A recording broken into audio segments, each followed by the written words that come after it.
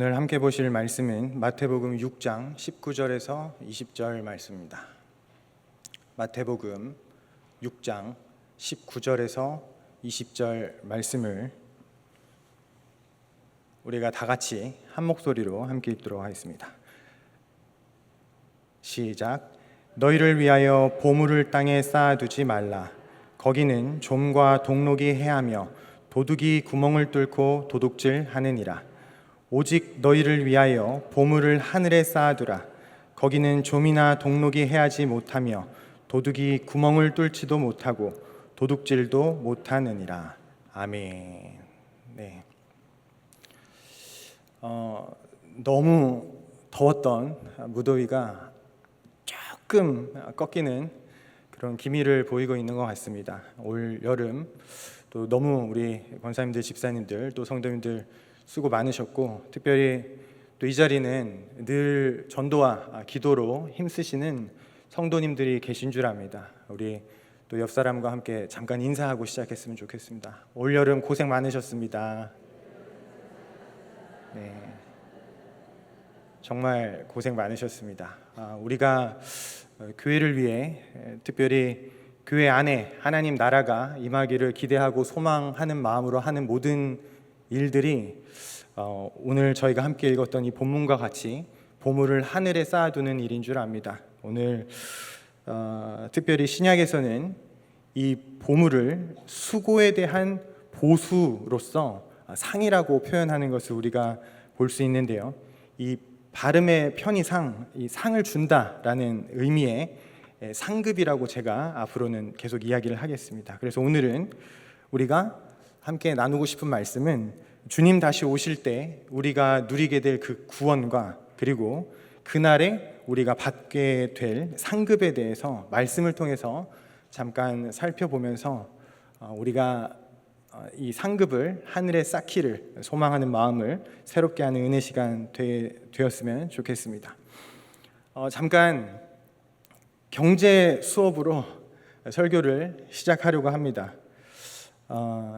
도널드 트럼프가 대통령으로 당선된 이후에 이제 많은 변화들이 있었지만, 관세와 같은 그런 많은 변화들이 있었지만, 그 중에 하나의 큰 변화를 꼽으라면 바로 암호화폐 시장의 확장입니다. 이제 대표적으로 비트코인 가격이 굉장히 이제 급등하였다라는 것인데요. 왜 그런 일이 일어났느냐? 트럼프가 암호화폐 산업을 옹호하는 정책을 펼치겠다라고 말했기 때문입니다. 그래서 오늘 잠깐 비트코인 하나, 1비트코인의 가격이 얼마나 되는지 살펴보니까 1억 5,500만 원 정도더라고요. 제가 이전에 찾아봤을 때 한 5천만 원인가 이랬는데 지금 거의 3배 가까이 오른 그런 가치를 비트코인 하나가 가지고 있다는 것을 확인했습니다. 이 비트코인이라는 것은 눈으로 보이지 않는 온라인에만 존재하는 암호화폐입니다. 이제 보다 쉽게 좀 말하자면 복사가 되지 않는 컴퓨터 데이터 같은 거죠. 컴퓨터에 존재하는 한 파일이다라고 하면 정확한 그 뜻은 아니지만 우리가 더 이해하기 쉬울 것 같습니다. 그러니까 비트코인이라는 것은 우리 컴퓨터 안에 존재하는 하나의 파일이다. 그리고 이 파일은 절대로 복제가 되지 않는다라는 것이죠.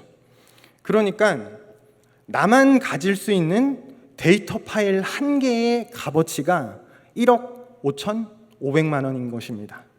그리고 그것을 사고 팔 수 있죠.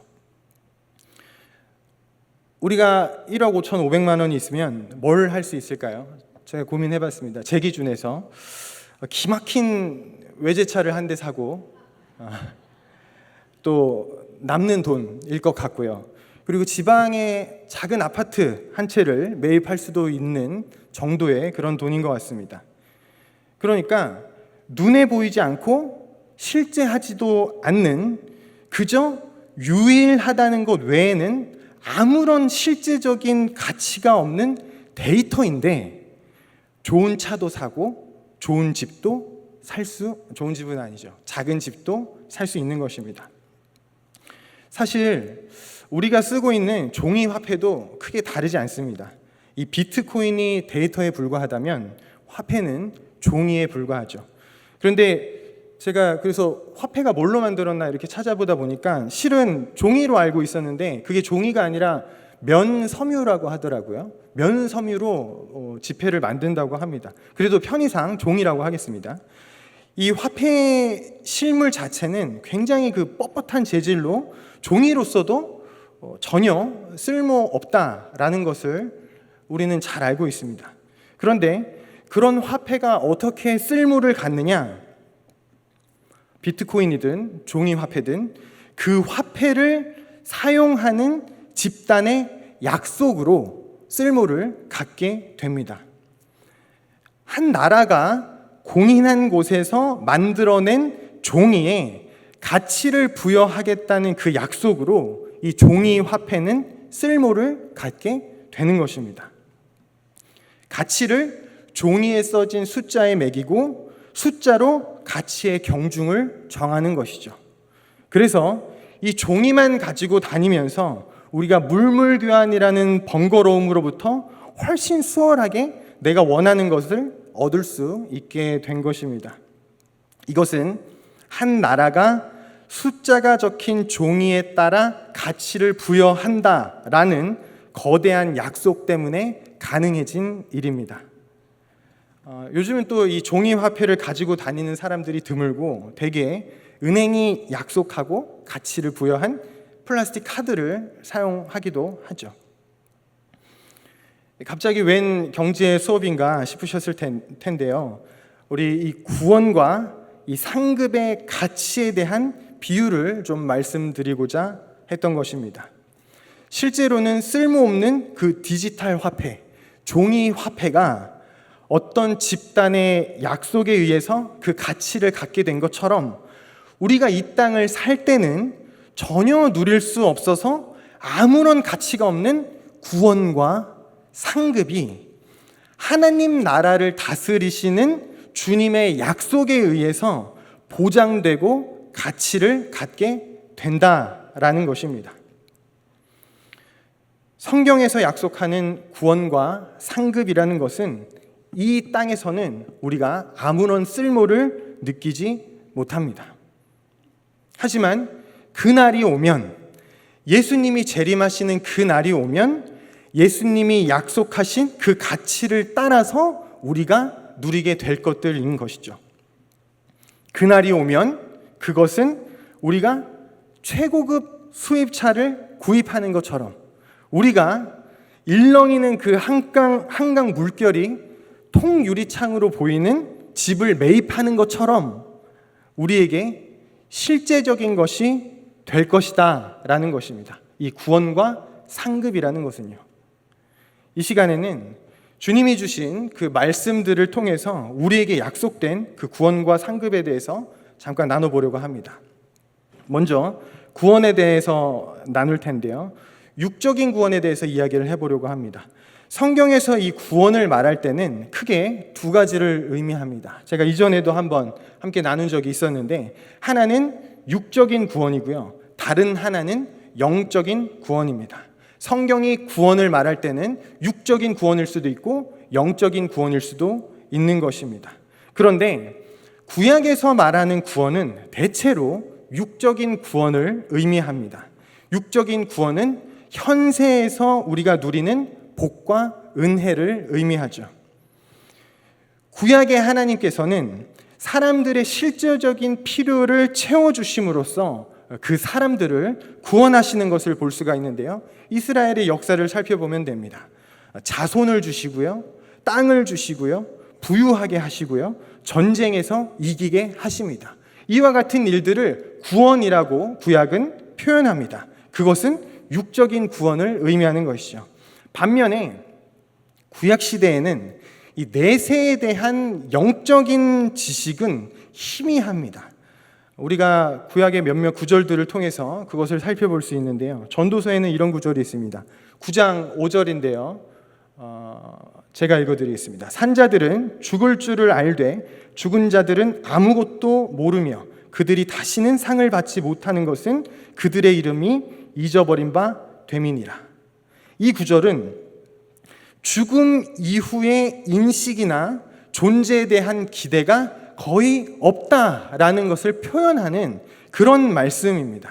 그러니까 구약 시대의 사람들의 내세관을 단편적으로 보여주는 그런 구절인 것이죠. 또 있습니다. 욥기에는 이렇게 기록하는 것을 볼 수 있습니다. 14장 10절인데요. 장정이라도 죽으면 소멸되나니 인생이 숨을 거두면 그가 어디 있느냐. 소멸되나니 어디 있느냐라는 표현으로 구약시대 사람들이 인간의 죽음 이후의 상태에 대해서 비관적이고 불확실한 관점을 가지고 있다라는 것을 잘 보여주는 그런 구절들입니다. 그러면 우리가 영적인 구원에 대해서 잠깐 이야기를 나눠보겠습니다. 이 영적인 구원에 대한 지식이 구약시대에 아예 또 닫혀있던 것은 아닙니다. 다니엘서 12장 2절 말씀인데요. 우리가 한 목소리로 함께 읽겠습니다. 시작. 땅의 티끌 가운데에서 자는 자 중에서 많은 사람이 깨어나 영생을 받는 자도 있겠고 수치를 당하여서 영원히 부끄러움을 당할 자도 있을 것이며, 이 말씀은 다니엘이 환상 가운데 천사들을 통해서 받았던 마지막 때에 대한 내용입니다. 이 영생과 영벌이라는 내세와 부활의 개념이 구체적으로 표현된 영적인 구원에 대해 구체적으로 묘사된 유일한 구약의 본문으로 알려져 있습니다. 그런데 이 내세에 대한 지식은 이후 예수님을 통해서 더욱 밝혀지고 확장되는 것을 우리가 확인할 수 있습니다. 그래서 신약에서는 이 육적인 구원과 함께 내세에 있을 구원, 영적인 구원을 확장하여 말하고 있는데요. 신약에서는 이 두 가지 구원, 육적인 구원과 영적인 구원이 유기적으로 서로 연결되어 있는 것을 확인할 수 있습니다. 그런데 우리가 생각해 볼 만한 것이 있습니다. 이 육적인 구원이 항상 영적인 구원으로 이어지지는 않는다라는 것입니다. 우리가 다시 구약시대를 잠깐 생각해 보면 구약시대의 이스라엘 사람들은 자손, 땅, 재산, 승리 같은 육적인 구원을 풍성하게 누렸습니다. 그러나 이와 같은 육적인 구원을 풍성하게 누렸음에도 불구하고 늘상 불순종의 길에 빠졌고 우상 숭배의 길로 샜습니다.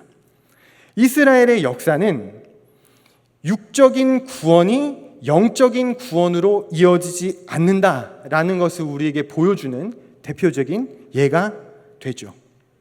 또 신약에서도 이 육적인 구원이 영적인 구원으로 이어지지 않아서 탄식하시는 예수님의 말씀을 우리가 익히 잘 알고 있습니다. 누가복음 17장 17절 18절 말씀입니다. 누가복음 17장 17절 18절 말씀 함께 읽겠습니다. 시작. 예수께서 대답하여 이르시되 10사람이 다 깨끗함을 받지 아니하였느냐? 그 9은 어디 있느냐? 이 이방인 외에는 하나님께 영광을 돌리러 돌아온 자가 없느냐 하시고, 나병 환자 10명이 예수님께 고침을 받았습니다. 그 중에 9명이 육적인 구원에만 만족하여서 영적인 구원으로부터 등졌다라는 말씀입니다.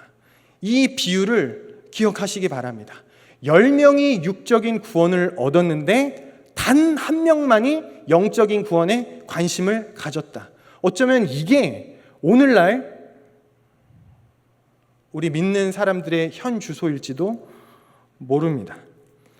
육적인 구원은, 그러나 우리가 기억해야 할 것은, 이 육적인 구원이라는 것은 궁극적인 것이 아닙니다. 반드시 또 다른 구원을 갈망하게 되어 있습니다. 사실상 이 영적인 구원이라는 것은 최종적인 육적인 구원이라는 것을 기억하시기 바랍니다. 영적인 구원이라는 것이 이 육적인 죽음을 극복하게 해주는 것이기 때문입니다. 그래서 영적인 구원이라는 것은 최종적인 육적인 구원이다라고 우리가 이해할 수 있다라는 것이죠. 다만 인간의 그 교만이 자꾸 죽음을 망각하게 하는 것입니다. 그래서 육적인 구원은 영적인 구원을 향해 나아가는 과정이지 결코 종착지가 아니다라는 것을 늘상 우리가 마음 가운데 되새겨야 합니다. 우리가 매주 수요일 예배하고 이렇게 식사한 후에 교구 식구들이 함께 기도하는 그 기도 제목들 가운데 육적인 구원에 관련된 것들이 많다라는 것을 잘 압니다. 우리는 다음 세대를 위해서 기도합니다. 수험생들을 위해서 기도하고요. 취업 준비하는 청년들을 위해서 기도합니다. 또 각 교구의 힘든 분들, 환우들, 그리고 각 가정의 문제들을 두고 함께 기도합니다. 이와 같은 기도의 제목들은 육적인 구원을 위한 것들인데요. 이것은 우리가 살아계신 하나님을 경험하기 위해서 꼭 필요한 과정입니다. 우리가 필요를, 갈급함을 느끼게 하시고 그것을 간구하게 하심으로 살아계신 하나님을 우리가 이 땅 가운데서 경험하게 되는 것이죠. 그러나 만약에 단지 우리가 육적인 구원에서만 그친다면, 그러니까 수험생들이 대학에 입학하고 교회를 떠나가고, 청년들이 취업을 하고 교회를 떠나가고, 환우들이 건강하여 교회를 떠나가면 그것은 도리어 그들이 경험한 육적인 구원이 그들에게 독이 되는 것입니다. 중요한 것은 그 육적인 구원으로 살아계신 하나님을 경험하였으니 하나님의 사랑을 더욱 갈망하고 나에게 은혜를 베풀어 주신 그 하나님을 더욱 사랑하고 나아가 하나님이 우리에게 약속하신 영적인 구원을 소망하는 것이죠. 그래서 예수님은 이 육적인 구원이 아닌 영적인 구원, 내세를 위한 영적인 구원이 더 중요하다라는 것을 우리에게 끊임없이 가르치십니다. 마태복음 10장 28절 말씀입니다. 우리 한 목소리로 함께 읽겠습니다. 시작. 몸은 죽여도 영혼은 능히 죽이지 못하는 자들을 두려워하지 말고 오직 몸과 영혼을 능히 지옥에 멸하실 수 있는 이를 두려워하라. 한 절 더 보겠습니다. 16장 25절입니다. 시작. 누구든지 제 목숨을 구원하고자 하면 잃을 것이요 누구든지 나를 위하여 제 목숨을 잃으면 찾으리라.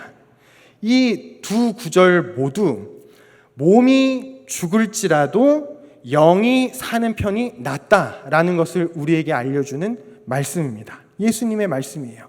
육적인 구원보다 영적인 구원에 우선순위가 있다라는 것을 알려주시는 그런 말씀인 것입니다. 그렇다면 영적인 구원이라는 것은 구체적으로 무엇을 의미하는가? 잘 알고 계시겠지만 다시 한번 우리가 정리하겠습니다. 현세의 죽음의 문제와 내세의 심판의 문제를 안고 살아가는 인간이 예수님이 십자가에서 죄를 대속하신 사건을 자신을 위한 희생이었다고 믿음으로 하나님이 약속하신 영생의 선물을 은혜로 받는 것입니다. 다시 한번 말씀드리겠습니다. 영적인 구원이란 무엇인가? 현세의 죽음의 문제와 내세의 심판의 문제를 안고 살아가는 인간이 예수님이 십자가에서 죄를 대속하신 사건을 자신을 위한 희생이었다고 믿음으로 하나님이 약속하신 영생의 선물을 은혜로 받는 것, 그것이 영적인 구원인 것입니다. 에베소서에서는 이렇게 기록하고 있죠. 2장 8절 9절 말씀입니다. 우리가 한 목소리로 읽겠습니다. 시작. 너희는 그 은혜에 의하여 믿음으로 말미암아 구원을 받았으니 이것은 너희에게서 난 것이 아니요 하나님의 선물이라. 행위에서 난 것이 아니니 이는 누구든지 자랑하지 못하게 함이니라. 아멘. 여기서 말하는 구원은 단순히 어떤 위기에서의 물리적인 구원, 육적인 구원이 아니라 궁극적이고 영적인 구원을 의미하는 것입니다. 이것이 바로 기독교 복음의 핵심 중에 하나이고 모든 믿는 자들에게 주어진 약속인 것이죠. 우리가 두 번째로, 그렇다면 상급은 무엇인가? 구원에 대해서 이제 우리가 살펴보았고요. 상급에 대해서 함께 이야기를 나눠보겠습니다. 우리가 자주 간과하게 되는 것이 있는데요. 그것은 바로 상급입니다. 이 상급이라는 것은 무엇이냐? 구원에 더하여 약속받은 플러스 알파입니다. 다시 한번 말씀드리겠습니다. 이 상급이라는 것은 무엇이냐? 구원에 더하여 약속받은 플러스 알파입니다. 그것이 바로 상급인데요. 성경에는 여러 곳에서 구원과 별개로 구별된 추가적인 상급이 있음을 우리에게 알려줍니다. 고린도전서 9장 함께 살펴보겠습니다. 16절에서 19절 말씀인데요. 우리가 한 절씩 교독하면서 읽겠습니다. 고린도전서 9장 16절에서 19절입니다. 조금 길지만 함께 저랑 한 절씩 교독하여 보겠습니다. 내가 복음을 전할지라도 자랑할 것이 없음은 내가 부득불 할 일임이라. 만일 복음을 전하지 아니하면 내게 화가 있을 것이로다.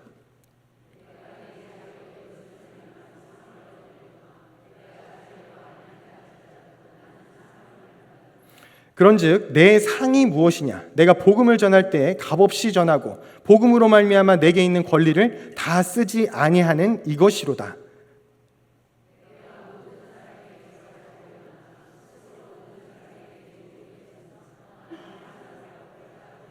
아멘. 네, 이 본문에서 바울은 자신이 복음을 전하는 것은 자신이 핍박자에서 전파자가 되었기 때문에 자신이 마땅히 해야 할 일이다라는 듯이 이야기를 하고 있습니다. 그리고 자신이 받을 상, 이 상이라는 것이 원어로는 보수의 의미가 있습니다. 내가 한 수고에 대해서 받는 대가, 자신이 받을 상, 그 상급이 따로 있다라는 것이죠.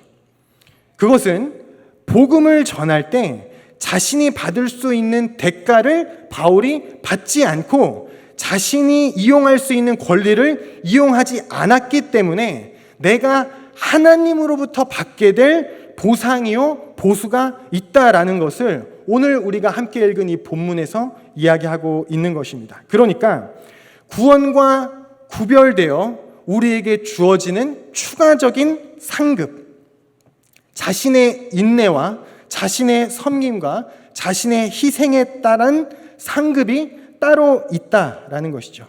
상급에 대한 다른 구절을 우리가 또 살펴보겠습니다. 마태복음 10장 40절에서 42절 말씀입니다. 우리 한 절씩 또 교독하며 읽어보겠습니다. 너희를 영접하는 자는 나를 영접하는 것이요 나를 영접하는 자는 나를 보내신 이를 영접하는 것이니라.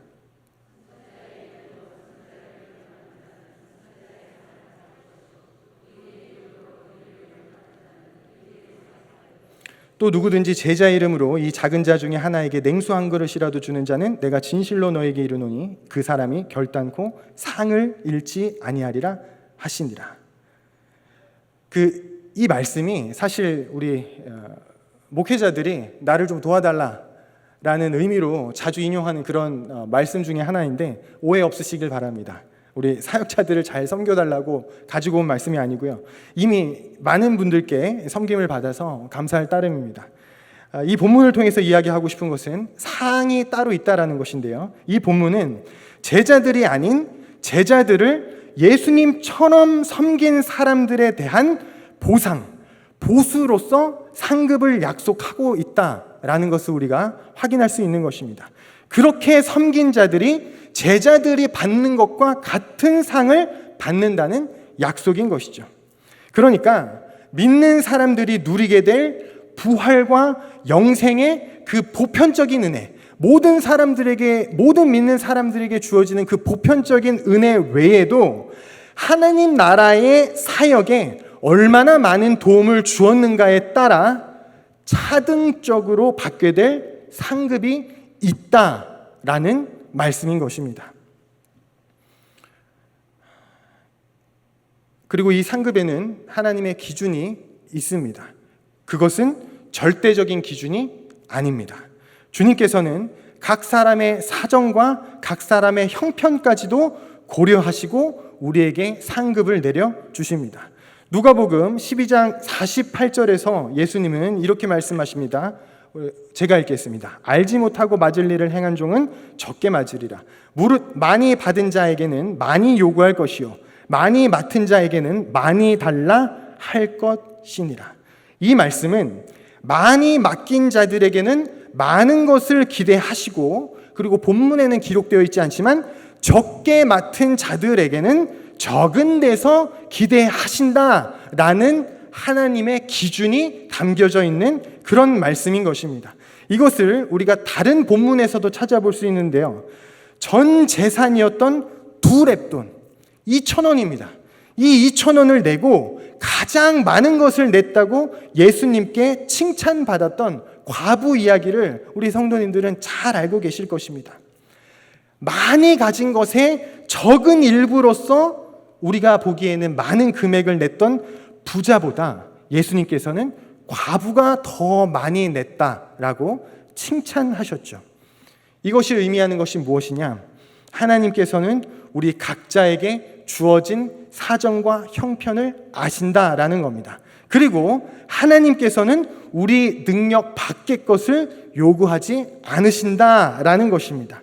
우리가 할 수 있는 것으로 하나님 나라와 그 나라의 성도를 섬기면 그것이 하늘의 보화를 쌓는 것이 되는 겁니다. 마태복음 6장 19절 20절 말씀입니다.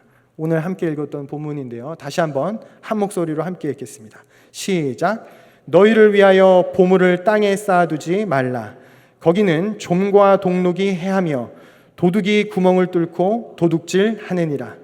오직 너희를 위하여 보물을 하늘에 쌓아두라. 거기는 좀이나 동록이 해하지 못하며 도둑이 구멍을 뚫지도 못하고 도둑질도 못하느니라. 아멘. 하늘에 쌓아두고 때가 되면 우리가 돌려받게 될 보물, 하나님의 약속에서 비롯된 그 보물이 우리가 그 날이 오면, 예수님께서 다시 오시는 그 때가 되면 받게 될 상급인 것입니다. 말씀을 정리해 보겠습니다. 모든 믿는 자들에게는 구원과 상급이 약속되어 있습니다. 그것은 약속으로 주어진 것으로 이 땅을 살아가는 지금에는 우리에게 쓸모가 없는 것처럼 보일지 몰라도 장차 다가올 내세에는 그것으로 우리가 실제적인 것들을 누리게 될 것입니다. 구원이라는 것은 영적인 구원을 영적인 구원에서 구원이라는 것은 예수님의 죽음이 자신의 영생을 위한 일이었음을 믿는 모든 자들에게 하나님께서 은혜로 주시는 선물인 것이죠. 그러나 상급은 구원과 구별된 추가적인 상입니다. 이미 구원받은 자들의 믿음의 행위와 인내에 대하여 성도 각자의 사명, 충성, 고난, 시련에 대해서 주님께서 차등적으로 우리에게 보상하시는 것입니다. 그 보상이라는 것이 어떻게 차등적으로 우리에게 주어질지는 구체적으로 우리가 알 수는 없습니다. 제가 이런 예화를 들었던 기억이 나는데요. 천국에서 주목받지 못하던 성도의 집은 대궐이고 목사의 집은 낡고 허름한 집이더라 라는 목회자들의 자조적인 그 천국 예화를 들었던 기억이 납니다. 그렇게 이 땅에서의 그 차이가 고스란히 내세에도 이어지는 걸지는 저희가 알 수 없습니다. 하지만 제가 확신하는 한 가지는 이 땅의 시기와 질투는 틀림없이 내세에 없을 것이라는 겁니다. 누군가가 그 상급을 위하여 어떤 일을 했는지 우리가 낱낱이 알게 될 것이고, 그가 한 수고에 따른 보상이라는 것을 우리가 알게 될 때 그에 대한 시기와 질투는 성도라면 응당 갖지 않게 되는 것이겠죠. 또 혹자는 상급을 단지 내세의 어떤 물질적인 보상보다는 하나님의 칭찬, 영광스러운 지위, 영적인 특권, 면류관 등과 같은 신령한 차원의 값진 보상으로 설명하기도 합니다.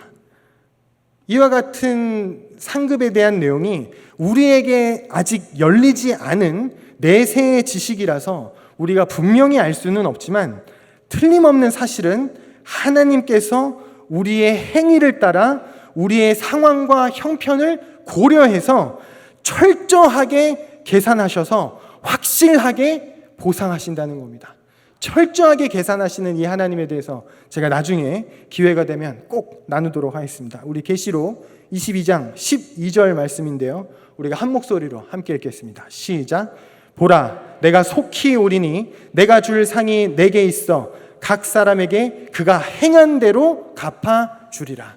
우리가 받을 그 상, 우리가 행한 대로 차등적으로 받게 된다라는 것이죠. 따라서 이 상급은 이 땅에서 얼마나 하나님께 순종하느냐에 따라 달라집니다.